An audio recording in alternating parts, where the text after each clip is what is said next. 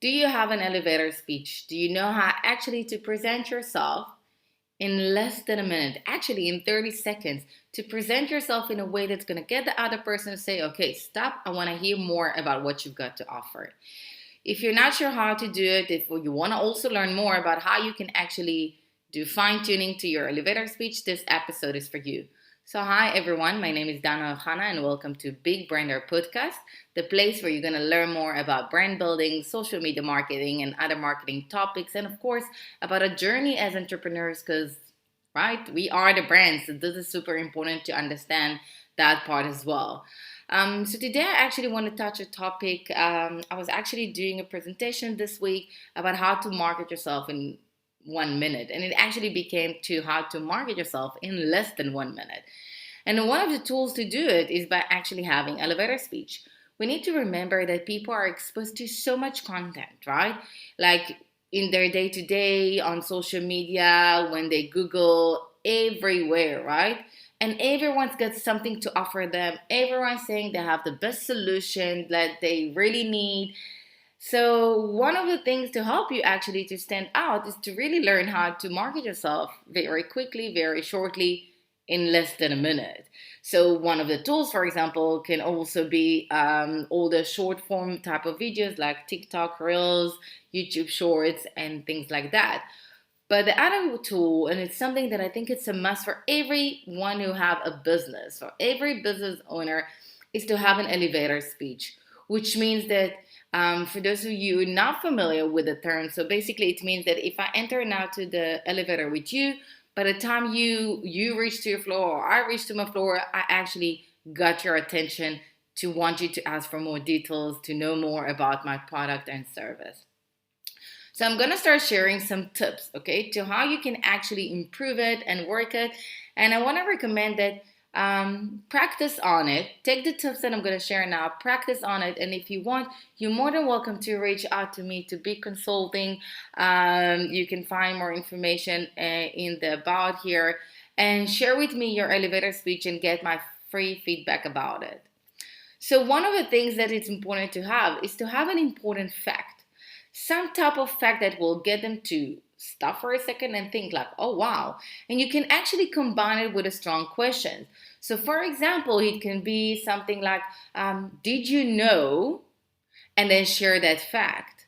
Or like a strong question will be like the combination of like, did you know that X amount of people are using this or are suffering from this? And then you basically, as you can see, combining an important fact with a strong questions. And it's also very good, in my opinion, in general, to start with a question. I also recommend it when you create your content on social media, because when you asking a question, okay, people automatically answering it. Either they answer and write it in the comments or they answer in their head. But as human beings, we cannot leave the question unsolved, unanswered. So we automatically answered it. So once you're going to ask them a question and link it to an important fact, it's automatically going to get them to stop and think and try to answer the question. Or like saying, for example, oh wow, I did not know that. Oh really? Wow, shocking, different things.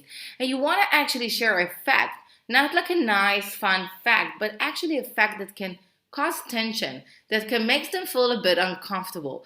Don't be afraid to cause tension. Don't be afraid to get them to want to move a bit from the chair and feel like a bit like uncomfortable. Because when we create our content, when we create like all our marketing thing, it's really need to be based about an emotion that we want to trigger. I think the best way to look at this is politician, right? They always make you feel something. They trigger different type of emotions. Most of the time, it's fear, right? They make you feel scared that if you're not going to vote for me, this is what's going to happen to the country. This is what's going to happen to your rights. This is what's going to happen. And then you start to like getting scared. And then because of that, eventually you might be even voting for that party. So that's what you want to try to do with the fact. So really choose something meaningful, something that's got an impact, something can actually even shock them. Okay. From there, you actually move to a short little summary about yourself, like, hi, like, so my name is this, and I do this, and this is my expertise. Something very short that just take a few seconds. No one needs to know where you study, what you study, unless it's really relevant. But no one needs to know so much information about what your hobbies and things like that. It needs to be very clear, like even saying like, I'm Dana and I've got more than 15 years expertise like in marketing, like globally. And that's it. Like I don't need to share about my MBA or other things, right? You need to be very accurate with this because you need to remember the purpose of the elevator speech is to get their attention. You're not trying to sell them. You're just trying to get their attention that they will want to actually sit with you on a one-on-one meeting and figure it out what you can offer them. And it's like a pre-sale thing that you do, right? Then from there, you're actually moving to speak about the problem with a bit of a teaser on the solution. You never really focus on the full solution. I always compare it, right? When you go to a restaurant, they don't give you the full meal now, the starters and the desserts and the main and everything together, right? You come and you get maybe a bread basket, and then if you want, you order starters, and then when you want, you order the main, and if you want, you order the dessert. That's the same. Okay, so you want to focus not on the solution but on the problem, because by focusing on the problem, you're allowing them to see and understand that you know what you're talking about, that you understand them, that you see them, that you resonate with them because you both experience the same thing. Because if you haven't experienced that problem, you would not know how to speak about the problem, right? You would not know what emotion it triggers. And that is why you really want to touch the problem and speak very shortly about the problem that, like, for example, I know a lot of people experience this and they feel like this and it's causing them this.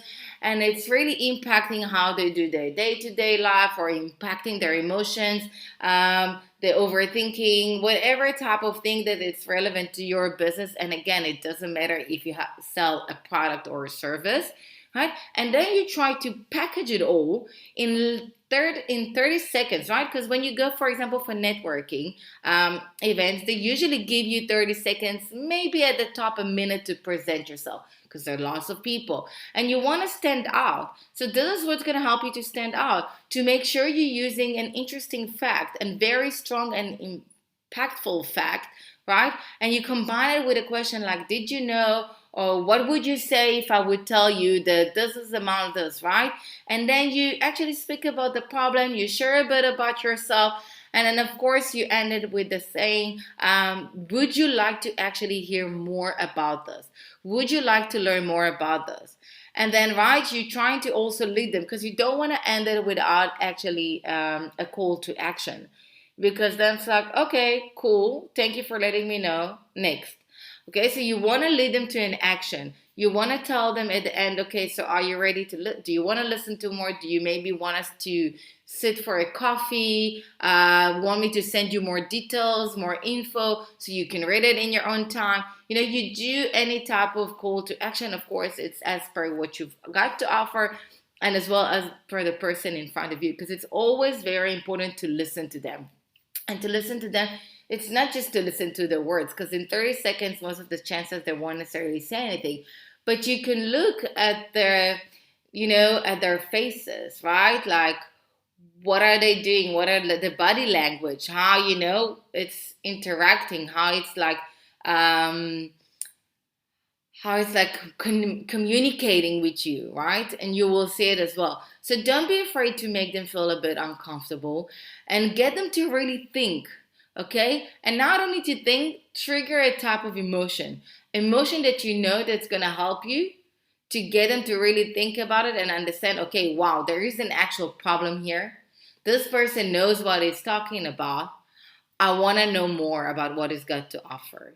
Okay, so as I said in the beginning, I recommend for you to actually go and practice it and like even record yourself doing the elevator speech, practice maybe in networking events, practice maybe with your friends and see where they're getting it, and also time it. Make sure that you actually really do it in 30 seconds, because as I really believe in it, if you cannot actually summarize what you do in just few words, in just few seconds, then even an hour wouldn't be enough for you to actually sum it up and speak about what you do. And you will go in circles. And that's why it's very important to learn to market ourselves in a minute and even less. Because we want to be very accurate with our message, with our audience, with everything we do. And if we can be accurate with ourselves around this and know how to package it and to bring it through like very quickly, then we can have a success. Okay? Because like as I said, people are exposed to so much content. If you cannot sum it all up very quickly and to make it very clear for them why to work with you, why to buy from you, then they'll move and skip to someone else, because as I said, there are so many out there that offer similar things to us. There's not a lot of uniqueness in the market, sadly, but that's how the market works now. Okay, and then when someone bringing you like an innovation to the market, then automatically there's a lot of people that are copy pasting it, right, and becoming the Me Too version. So if you want to lead, you need to make sure that you're being very accurate and you let it know exactly what you do. And again, less is more. Less is more. Always remember this. Too much information, it's too much for us as human beings to absorb. We need the time for this. We need time to sit and relax and understand and maybe read it and read it and read it again, or listen over and over again, or watch it over and over again. So be very, very accurate. Use an important fact together with a strong question. Speak about the problem with a bit of a teaser about the solution. Give a bit of a summary about yourself and end it like with a call to action, and make sure that it's actually up to 30 seconds, not more than 30 seconds. And as I said, search for Big Consulting. All the links is here. And you're more than welcome to reach out to me and share with me your elevator speech. You can also even put it as a short video and share it with your audience on the different social media platform and let them get to know you. So I hope this episode was valuable for you. And I'm looking forward to maybe hear some of your elevator speech.